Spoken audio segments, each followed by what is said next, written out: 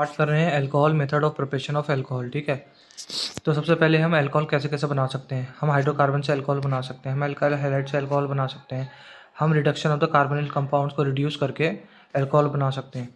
ठीक है, तो सबसे पहले देखते हैं हाइड्रोकार्बन से हम कैसे अल्कोहल बना सकते हैं। हाइड्रोकार्बन से हम बहुत आराम से अल्कोहल बना सकते हैं by the OMDM oxymercuration demercuration का जो मेथड था उससे हम अल्कोहल बना सकते हैं। बाकी एसिड कैटालाइज और हाइड्रोपोरेशन मेथड, ये तीनों मेथड जो है हमने पिछले चैप्टर में कंप्लीट कर लिए हैं। ठीक है, तो उसमें से देख लेना ये। तो ये हाइड्रोकार्बन से इन तीन मेथड से बना सकते हैं। अब चलते हैं अल्काइल हैलाइड का मेथड। अल्काइल हैलाइड से हम कैसे बना सकते हैं। एल्काइल हैलाइड में हम एक्वस KOH या फिर SN1 और SN2 के मेथड से कर सकते हैं हम।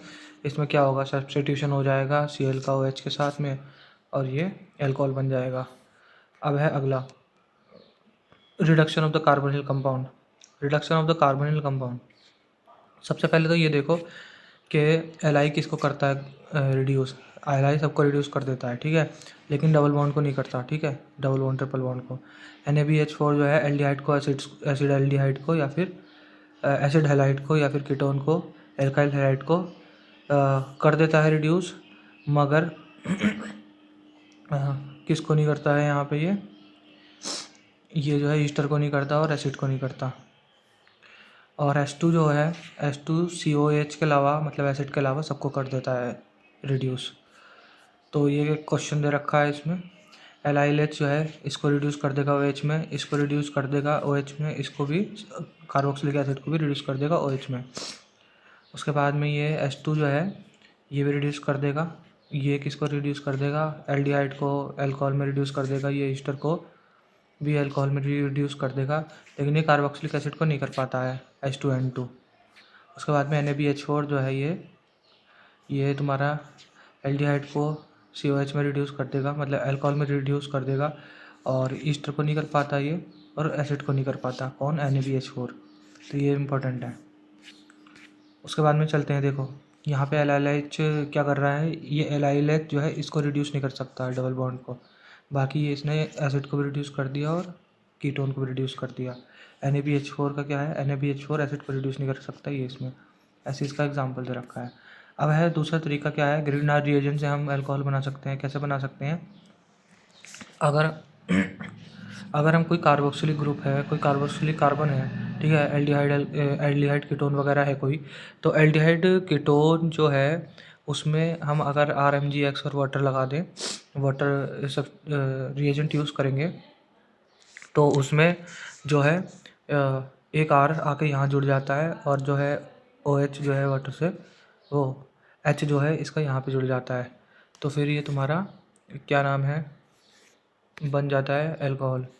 ये ध्यान रखना कि कीटोन से कितने डिग्री का बनता है। कीटोन से 3 डिग्री का बनता है और एल्डिहाइड से 2 डिग्री अल्कोहल बनता है। अगला चलते हैं केमिकल प्रॉपर्टीज़ ऑफ अल्कोहल में चलते हैं। तो chemical properties of alcohol, ROH जो है सोडियम के साथ में क्या दिखाता है, केमिकल प्रॉपर्टीज़। तो ये एसिडिक प्रॉपर्टीज़ देखते हैं इसकी ROH की। ROH जो है सोडियम के साथ में H2 निकाल देता है। स्ट्रॉन्ग एसिड से वीक एसिड की तरफ को जाती है रिएक्शन, ठीक है।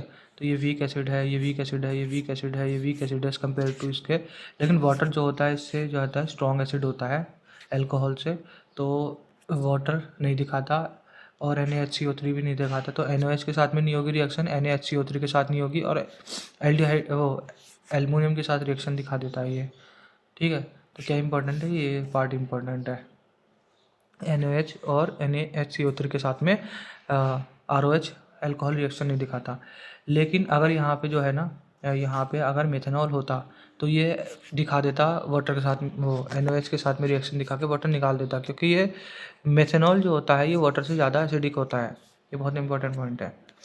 अब है, आगे चलते हैं। अब चलते हैं केमिकल प्रॉपर्टी।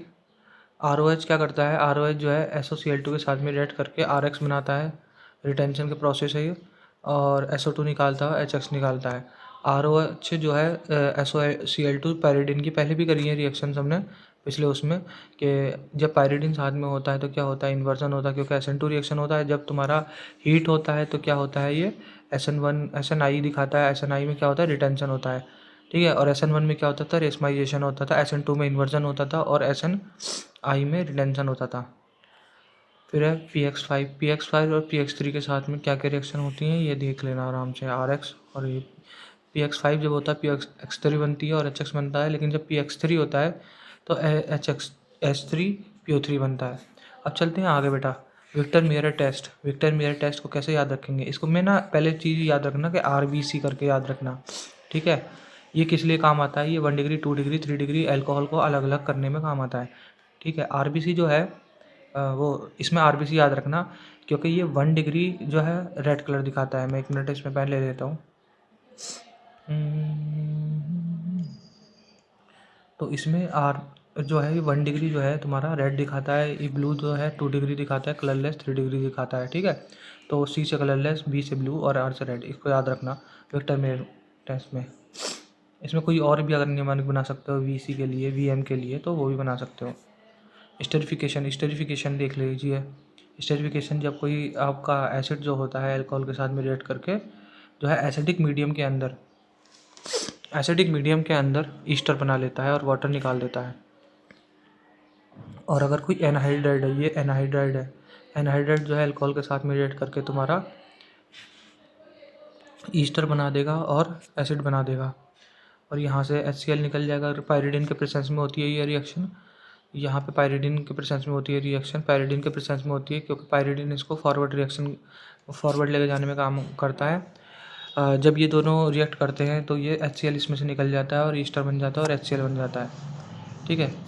फिर आगे चलते हैं, ये सारे याद रखना। ये एसिडिक मीडियम में होता है, ये एसिडिक मीडियम में होता है, एसिड या एनहाइड्राइड अल्कोहल के साथ में रिएक्ट करता है।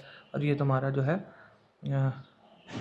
एसाइल क्लोराइड, इसको बेटा एसाइल क्लोराइड कहते हैं और इसको अल्कोहल कहते हैं, ठीक है। पायरिडिन के प्रेजेंस में होती है रिएक्शन।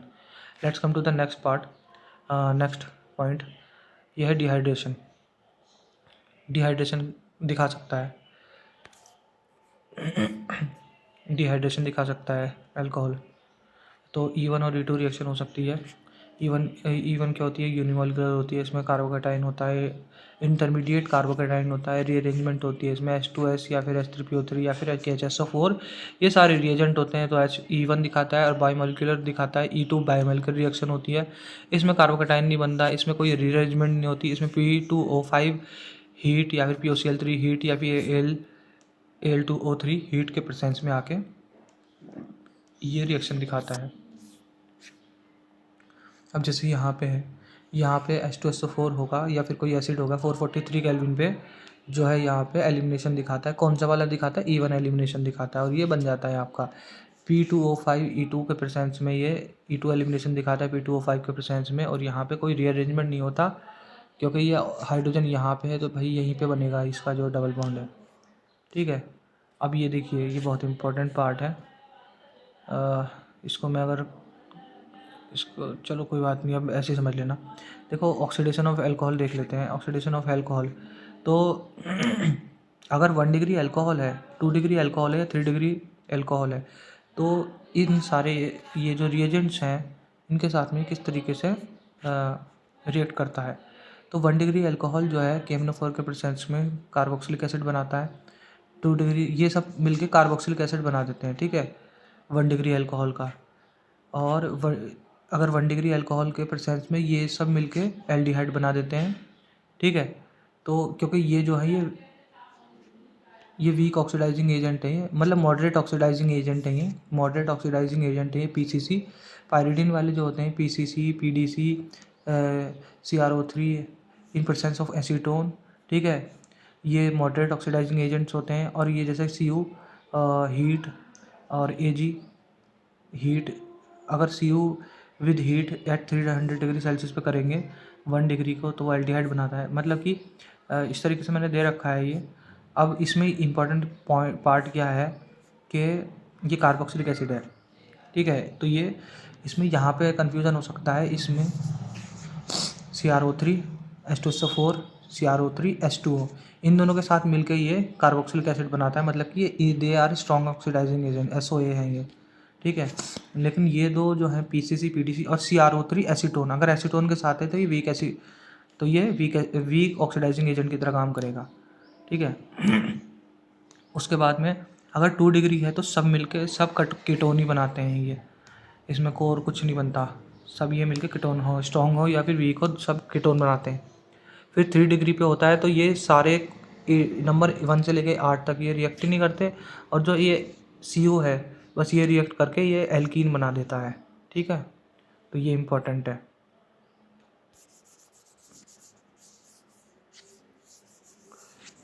तो ये है, एक बार और देख लेना इसको। आगे चलते हैं। अब देखो ये पायरिडीन का स्ट्रक्चर है, ये पायरिडीनियम डाइक्रोमेट का स्ट्रक्चर है, दोनों ये वीक और मॉडरेट ऑक्सीडाइजिंग एजेंट है। अब कुछ होते हैं special oxidising agent. Special oxidising agent होते हैं जो सिर्फ एलाइलिक या बेंजाइलिक ROH को, एल्कोहल को रिड्यूस करते हैं, ठीक है। और ये 1 डिग्री को एल्डिहाइड बनाते हैं, 2 डिग्री को कीटोन बनाते हैं, और 3 डिग्री से रिएक्ट नहीं करते। लेकिन कन्फ्यूजन हो सकता है कि MnO2 अगर ये सिर्फ इसके लिए करते हैं एलाइलिक, देखो MnO2 अगर नॉर्मल अगर 1 डिग्री 2 डिग्री अल्कोहल होगा ना तो उसके साथ ये रिएक्ट ही नहीं करते हैं, ये सिर्फ रिएक्ट ही एलाइलिक और बेंजाइलिक के साथ कर सकते हैं। तो कंफ्यूज मत होना, इसमें रिएक्शन नहीं होगी, ठीक है। बाकी जो ये है KMnO4 है, KMnO4 क्या है, ये आपका स्ट्रॉन्ग ऑक्सीडाइजिंग एजेंट हो गया, PCC ये वीक ऑक्सीडाइजिंग एजेंट हो गया, ये PDC ये भी मॉडरेट वीक के बीच में ही होते हैं ये, मतलब कि एल्डिहाइड तक रोक लेते हैं ये, और एल्डिहाइड कीटोन तक रोक लेते हैं, और ये भी तुम्हारा सेम वो देगा। बस ये CO जो होता है, CO एक्सेप्शन है थोड़ा सा, CO का ध्यान रखना, ये एल्कीन के साथ में रिएक्ट करता है, बाकी इनमें से कोई एल्कीन के साथ रिएक्ट नहीं करता। 3 डिग्री अल्कोहल के साथ रिएक्ट नहीं करता, लेकिन ये रिएक्ट करके एल्कीन बनाता है 3 डिग्री अल्कोहल के साथ में रिएक्ट करके। और दूसरी चीज़ माइल्ड ऑक्सीडाइजिंग एजेंट जो एलाइलिक और बेंजाइलिक अल्कोहल होते हैं उनके साथ रिएक्ट करता है सिर्फ ये। अब आगे चलते हैं। अब है method of preparation of the phenols. Phenol को कैसे बनाया जाए, तो method of preparation of phenol पढ़ते हैं हम यहाँ पे। अब पहला प्रोसेस होता है डॉस प्रोसेस। डॉस प्रोसेस हमने पढ़ा था पिछले चैप्टर में। डॉस प्रोसेस में क्या होता है कि विगोरियस कंडीशंस देते हैं जिसके अंदर जो है अराइल हैलाइड जो है तुम्हारा फिनॉल में कन्वर्ट हो जाता है, सब न्यूक्लियोफिलिक सब्स्टिट्यूशन दिखा देता है, जो कि वो चाहता नहीं है, लेकिन 673 केल्विन और 300 एटमॉस्फेरिक प्रेशर पे ये दिखाता है प्रोसेस। फिर है दूसरा तरीका क्या है फिनॉल बनाने का, यह है इंडस्ट्रियल फिनॉल बनाने का तरीका होता है। इसमें क्या करते हैं हम, क्यूमीन, आइसोप्रोपाइल बेंजीन को क्यूमीन बोलते हैं, ये सनलाइट और ऑक्सीजन के प्रेजेंस में सबसे पहले ये प्रोडक्ट बनाता है इंटरमीडिएट। ये बहुत इंपॉर्टेंट है, ये पूछा जाता है, नीट में आया भी कई बार है। उसके बाद में इसको हम एसिड में डालते हैं, ठीक है, एक्वस एसिड में डालने के बाद में ये जो है इसमें फिनॉल बना देता है और एसीटोन बना देता है। एसीटोन जो है नेल पॉलिश रिमूवर की तरह भी काम होता है। उसके बाद में from the benzene sulphonic acid, benzene sulphonic acid से भी हम अल्कोहल बना सकते हैं। कैसे बना सकते हैं, बेंजीन को लीजिए, कंसनट्रेटेड SO4 और H2O7 के प्रेजेंस में हम इसका सल्फोनेशन करवा देंगे, SO3H जुड़ जाएगा, फिर NOH के प्रेजेंस में ये इसमें जो है सॉल्ट बनेगा। उसके बाद में NOH के प्रेजेंस में ये Na2SO3 बन जाता है और फिनॉल निकल जाता है। तो ये इस तरीके से बनता है। तो और ये जो ओलियम होता है इसको ओलियम कहते हैं, H2SO7 को ओलियम कहते हैं, और ये जो है सबसे पहले H2SO4 और SO3 में टूटता है। अब बात करते हैं from the benzene diazonium salt, तो बेंजीन डाइजोनियम सॉल्ट से भी हम फिनॉल बना सकते हैं। अगर हम H2O को डाल दें तो क्या बन सकता है, फिनॉल बन सकता है। डाइजोनियम सॉल्ट को इन प्रेजेंस ऑफ वाटर जो है हीट करेंगे तो ये फिनॉल बना देगा। अब चलते हैं डिकार्बोक्सिलेशन। अगला है डिकार्बोक्सिलेशन। डिकार्बोक्सिलेशन वही मेथड है, इसमें से CO2 निकाल के H रह जाता है। दूसरा तरीका है FeH2O2 और V2O5 250 डिग्री पे, इसमें भी फिनॉल बन जाता है और इसमें भी फिनॉल बन जाता है, याद रखना है इसको। अब है केमिकल प्रॉपर्टीज ऑफ फिनॉल। तो फिनॉल के पहले एसिडिक नेचर के बारे में देखते हैं। फिनॉल का एसिडिक नेचर देखते हैं। ये सोडियम के प्रेजेंस में जो है रिएक्शन दिखाता है, ये NH के साथ में भी रिएक्शन दिखाता है, H2H2 निकाल देता है। फिर ये NaNH2 के साथ में रिएक्शन करके अमोनिया निकाल देता है। फिर NaOH के साथ में भी ये रिएक्ट कर जाता है, ये इंपॉर्टेंट है।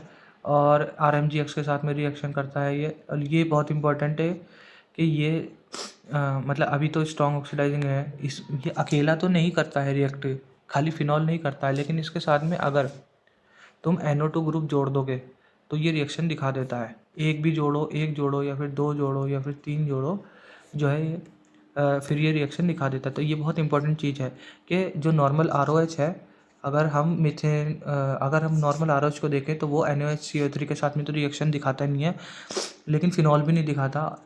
लेकिन अगर फिनॉल में हम NO2 और NO2 एक भी जोड़ देते हैं तो फिर ये रिएक्शन दिखाता है, ठीक है।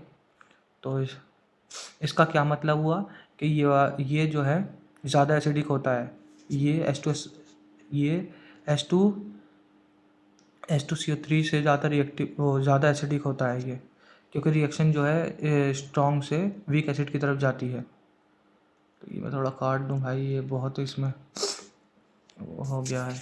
चलो आगे। फिर है जो ये पैरा होता है, फिनॉल का पैरा, एक सेकेंड, पैरानाइट्रोफिनॉल जो होता है उसकी एसिडिक स्ट्रेंथ ज़्यादा होती है as compare to orthonitrophenol. Paranitrophenol क्या हुआ आपका, ये फिनॉल है, पैरानाइट्रोफिनॉल ये हो गया, NO2 यहाँ जुड़ा हुआ है। तो ये जो होती है इसकी एसिडिक स्ट्रेंथ ज़्यादा होती है एज़ कम्पेयर टू दूसरे वाले की, क्योंकि उसमें हाइड्रोजन बॉन्डिंग होती है, इसमें इंटरमॉलिक्यूलर हाइड्रोजन बॉन्डिंग होती है और इसमें इंट्रामॉलिक्यूलर हाइड्रोजन बॉन्डिंग होती है। इसमें OH जो होता है यहाँ पे, और यहाँ पे NO2 जो होता है, इसके बीच में जो है हाइड्रोजन बॉन्डिंग हो रही होती है। तो इस वजह से इसमें जो है ये H ऐसे आराम से जाने नहीं देता और ये जाने देता है। तो क्या किसकी ज़्यादा है, PO, तो पैरा की ज़्यादा है एसिडिक स्ट्रेंथ। ये एक अच्छा इंपॉर्टेंट क्वेश्चन है। अब है आगे चलते हैं, इसको मैं मिटा देता हूँ।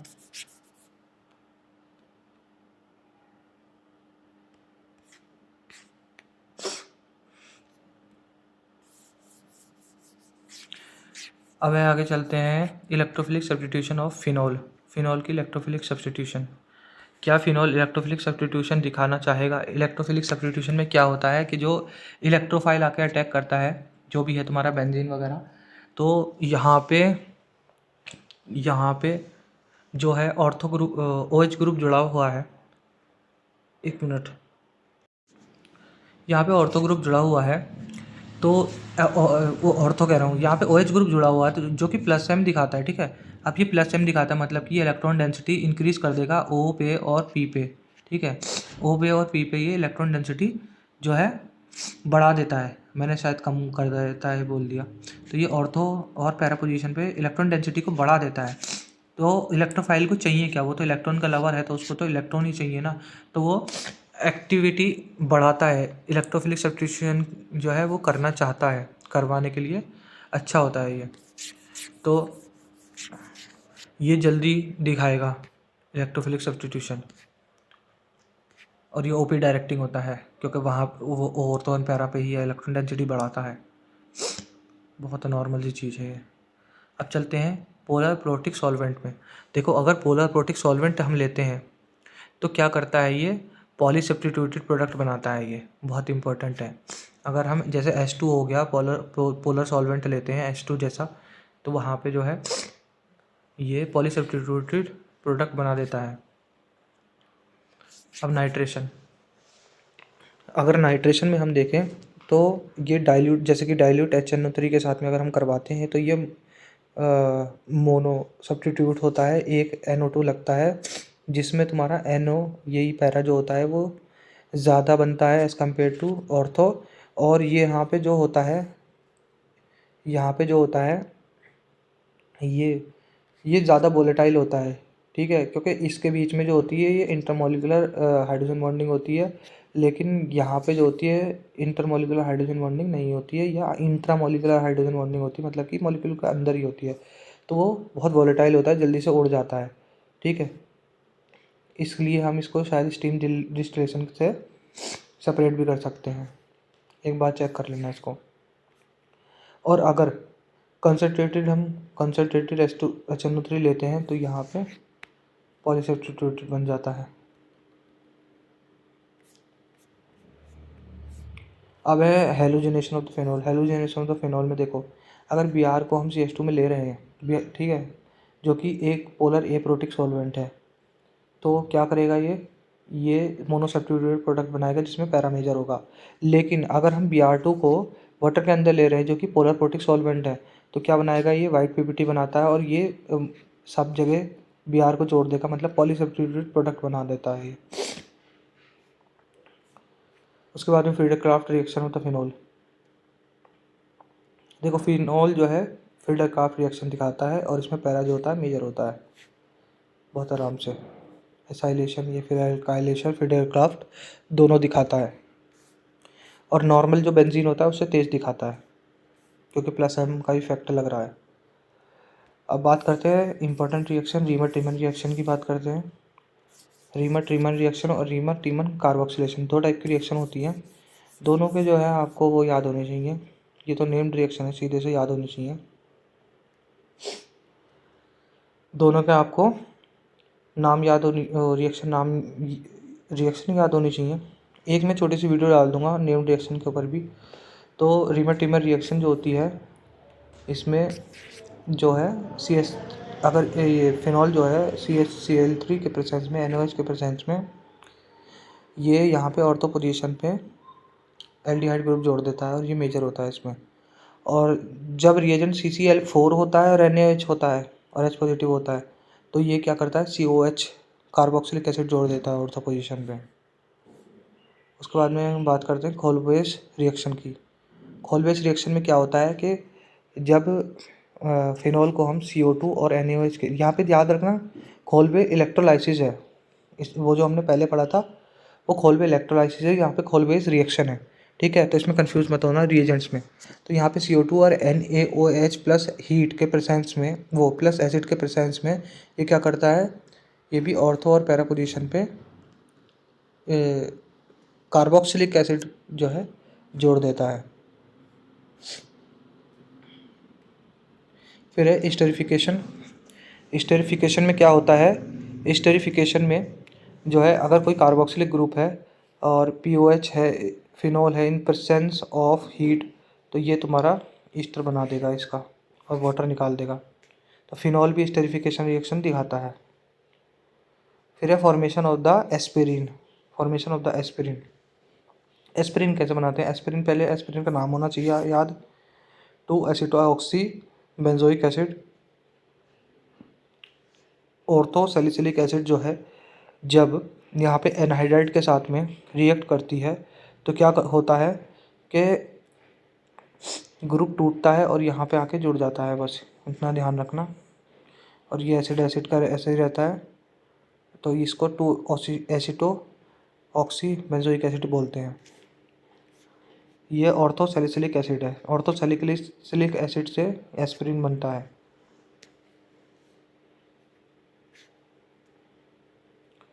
अब ये कुछ रिएक्शंस हैं, इसमें से ये बहुत इंपॉर्टेंट है, ये हमने पढ़ रखी है, बाकी इतनी इम्पोर्टेंट नहीं है, लेकिन ये और ये बहुत इंपॉर्टेंट है। जिंक डस्ट के साथ में हीट करोगे तो ZnO और तुम्हारा फिनॉल बनेगा। और जब हम ये करते हैं Na2Cr2O7, ये नीट की वो NCERT के अंदर भी लिखी हुई है, तो बहुत ज़्यादा इंपॉर्टेंट है ये Na2Cr2O7 और H2SO4 के साथ में जब हम इसको रिएक्ट करवाते हैं तो क्या बनता है, पैरा बेंजोक्विनोन बनता है, बेंजोक्विनोन बनता है ये, ठीक है। तो इसका नाम याद होना चाहिए, इसका स्ट्रक्चर याद होना चाहिए और इसके रिएजेंट्स याद होने चाहिए। अब है टेस्ट फॉर फिनॉल। अब ज़्यादा नहीं बचा है ये चैप्टर।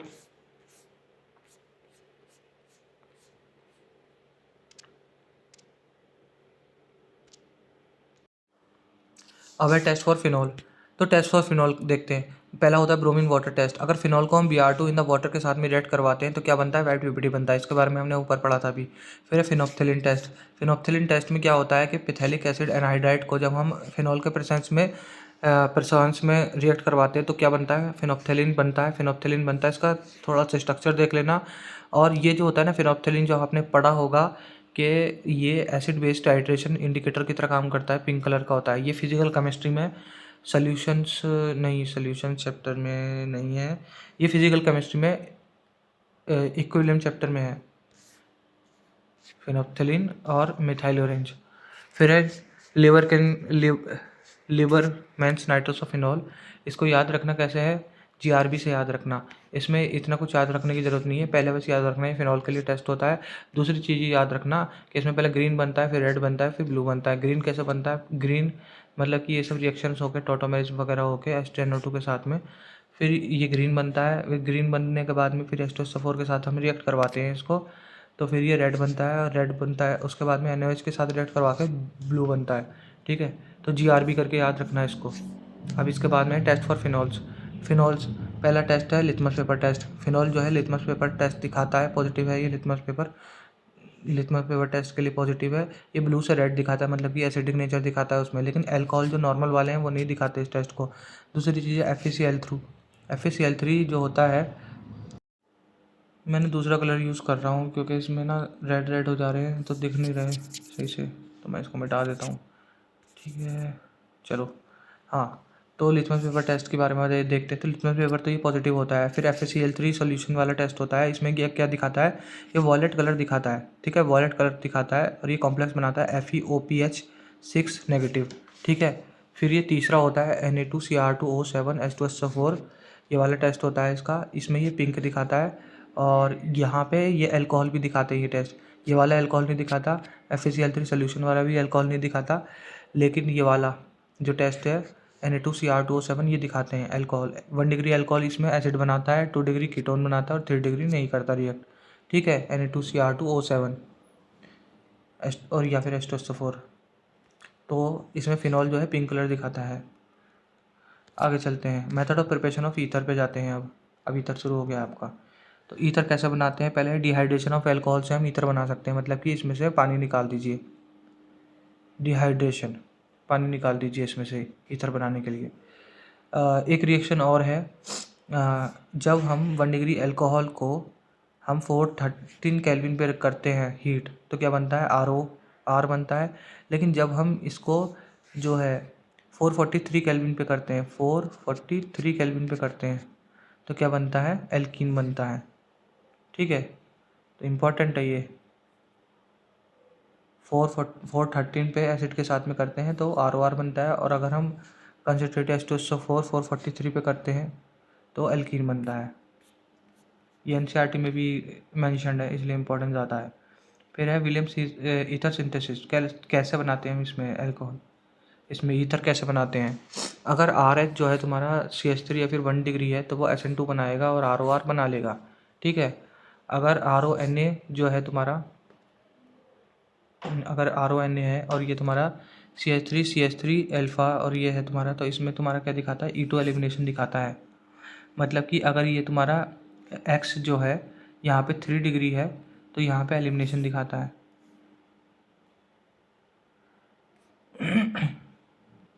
लेकिन यहाँ पे देखो 1 डिग्री, यहाँ पे 1 डिग्री अल्काइल हैलाइड है, लेकिन यहाँ पे 3 डिग्री है, तो इससे कोई फ़र्क नहीं पड़ता। यहाँ पे SN2 रिएक्शन दिखा के, ये सॉरी ये मैंने गलत लिख दिया, इसको चेंज करना पड़ेगा, इसको चेंज करना पड़ेगा यार।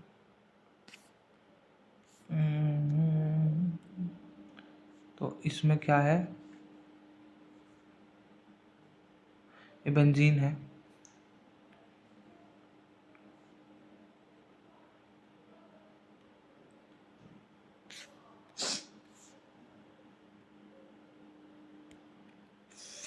फिनॉल का आयन है यहाँ पे। ठीक है, और ये इसके साथ में रिएक्ट करके रिएक्शन दिखा देता है आराम से। फिर है यहाँ पे Br है, ये रिएक्शन नहीं दिखाएगा क्योंकि ये तोड़ना नहीं चाहेगा। यहाँ पे भी ये ब्रेडिथ रूल जो है कि वजह से ये तोड़ना नहीं चाहेगा, तो ये दोनों रिएक्शन नहीं दिखाते। ठीक है, अब है आगे, which can't be prepared by the WES। ठीक है, कौन से WES के साथ में ईथर नहीं बनाएंगे, ये इम्पोर्टेंट है यहाँ पे, क्योंकि क्वेश्चन आते हैं इसमें से। तो विलियमसन ईथर सिंथेसिस कौन नहीं दिखाएगा, ये नहीं बना सकते हम विलियमसन ईथर सिंथेसिस से, और ये भी नहीं बना सकते हम, ये भी नहीं बना सकते। इसमें ब्लैक क्यों आ गया है ये,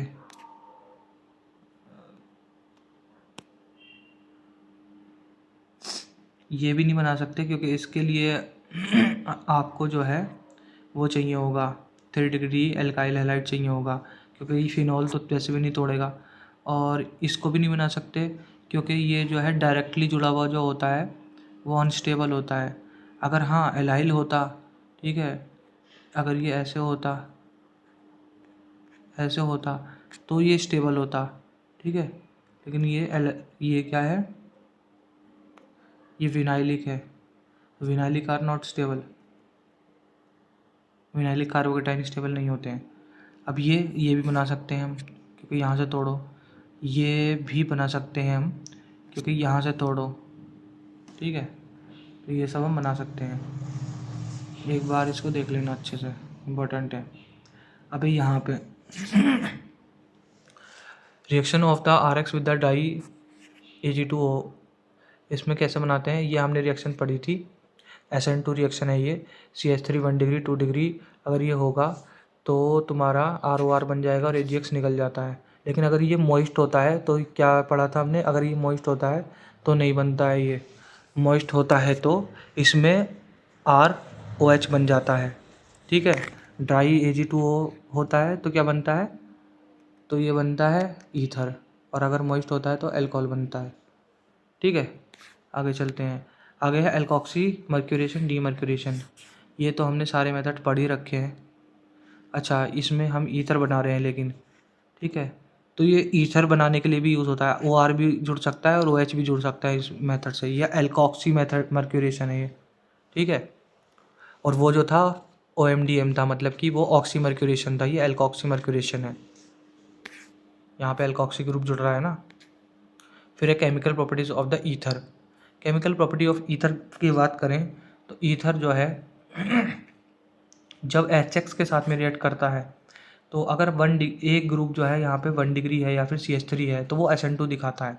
मतलब कि जो ईथर है दोनों में से एक जैसे 1 डिग्री है तो वो क्या दिखाता है, वो SN2 रिएक्शन दिखाता है, मतलब SN2 रिएक्शन दिखाएगा। मान लीजिए HI एक्सिस में है तो दोनों II जुड़ जाएंगे, लेकिन जब वहाँ पे 1 मोल ऑफ HI है तो यहाँ पे SN2 दिखाएगा। मतलब कि SN2 में क्या होता है, 1 डिग्री के साथ में बनता है ना, वो सब्स्टिट्यूशन 1 डिग्री में होता है, तो यहाँ पे CH3I बन जाता है, तो यहाँ पे SN2 रिएक्शन हो रहा है।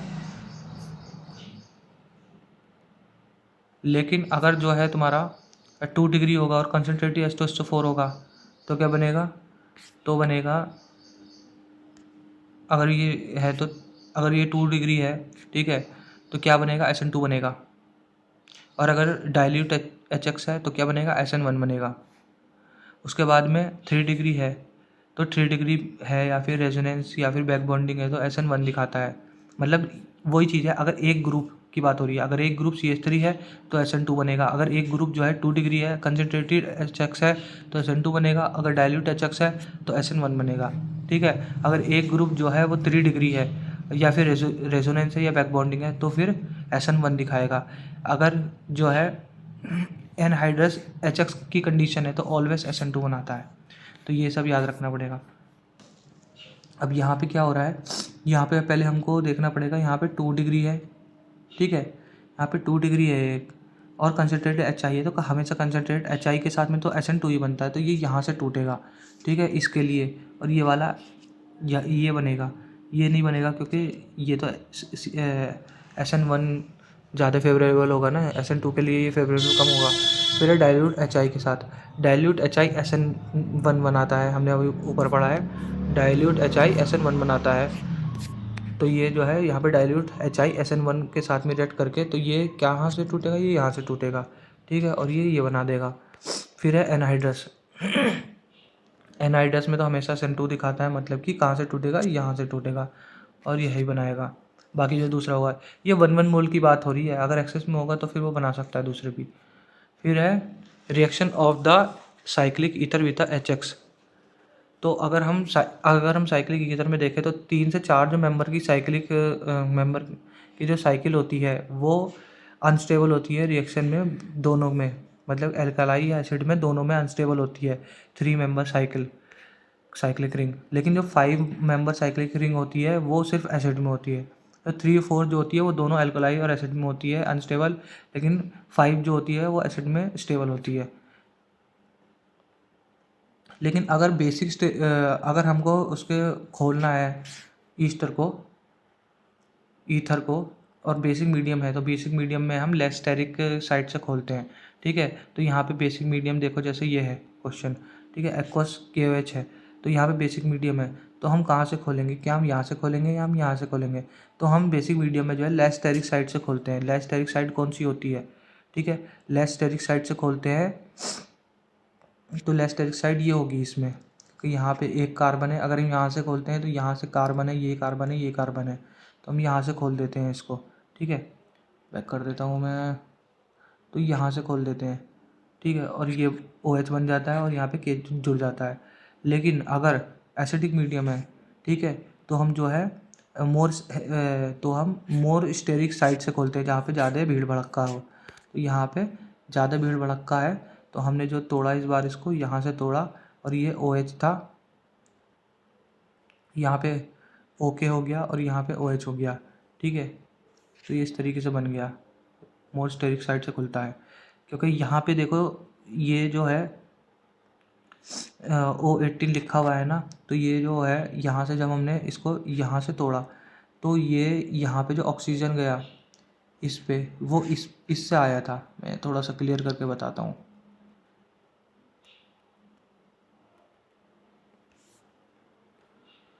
देखो, जब हमने यहाँ से तोड़ा ना इधर से, तो जो है ये वाला जो ऑक्सीजन था रिएजेंट का, वो इधर आके जुड़ा है। ठीक है, अगर HI है और RMGX है तो कुछ इस तरीके से रिएक्शन होगी। HI है तो कुछ इस तरीके से रिएक्शन होगी। ये देख लेना इसके जो भी रेंजेस है। अगर HI एक्सिस में है तो क्या होता है? अगर डबल विशनल अल्कोहल ग्रुप जुड़े हुए हैं ना, तो इसमें क्या करते हैं? अच्छा, HI एक्सिस में है ना, तो ये पहले दोनों I जुड़ जाएंगे, फिर I जुड़ जाएंगे, उसके बाद में ये I नेगेटिव, मतलब कि दोनों में से I2 निकल जाता है और यहाँ पे इथेन बन गया। उसके बाद में फिर एक नया HI आता है और ये यहाँ पे जुड़ता है और ऐसे करके बनता है फिर इसमें। तो इसमें ना 3 HI लग गए। ठीक है, 3 HI लग गए। अगर इसमें HI देखो, हम इसमें देखें इसमें कितने HI लगेंगे? इसमें लगेंगे 5 HI। पहले क्या होगा? ये दोनों टूटेंगे, ठीक है, फिर ये I जुड़ जाएंगे, फिर दोनों I निकल जाएंगे। ठीक है, I निकलने के बाद में फिर एक I जुड़ेगा यहाँ पे। तो कितने हो गए? पहले यहाँ पे I जुड़े,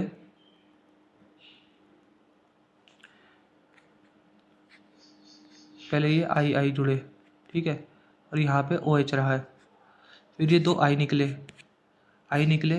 और ये जो है ये तुम्हारे डबल बॉन्ड बन गया। ठीक है, और यहाँ OH है।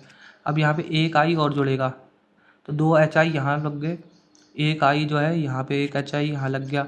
ठीक है, अब यहाँ पे HI लगेगा और एक I यहाँ लगेगा, इसके बाद में ये भी दोनों उड़ जाएंगे। तो ये C, ये और ये, उसके बाद में यहाँ पे डबल बॉन्ड है। अब यहाँ पे आके एक I जुड़ेगा। ठीक है, एक I जुड़ेगा यहाँ पे, तो कितने HI लग गए? यहाँ पे एक I यहाँ पे आया, एक I यहाँ पे आया, एक I यहाँ पे आया, एक I यहाँ पे आया और एक I यहाँ पे आया, तो 5 HI लग गए यहाँ पे। तो ऐसे करके देखते हैं, इसमें ऐसे गिनते हैं इसके HI कितने लगते हैं। इसमें कितने मॉलिक्यूल्स ऑफ HI लगेंगे? क्योंकि यहाँ से तो टूट नहीं सकता, लेकिन यहाँ से टूट सकता है, तो इसमें 1 मॉलिक्यूल लगेगा। इसमें दोनों साइड से टूट सकते हैं। अगर HI एक्सिस में है तो 2 मोल लग जाएंगे। इसमें 0 मोल लगेंगे क्योंकि टूटेगा ही नहीं है। इसमें 3 मोल लग जाएंगे। पहले एक I लगेगा यहाँ पे, उसके बाद में फिर डबल बॉन्ड बनेगा, उसके बाद में फिर ये एक और लग जाएगा। इसमें जो है 1 मोल ही लगेगा, क्योंकि इसमें से सिर्फ ये वाला बॉन्ड ही टूटेगा। ये जो है ये वाला बॉन्ड टूटेगा, ये नहीं टूटेगा, ये वाला बॉन्ड नहीं टूटेगा, ये इनके बीच का बॉन्ड टूटेगा। उसके बाद में इसमें 8 I लगेंगे, इसमें निकाल के देख लेना, लंबा प्रोसेस है ये।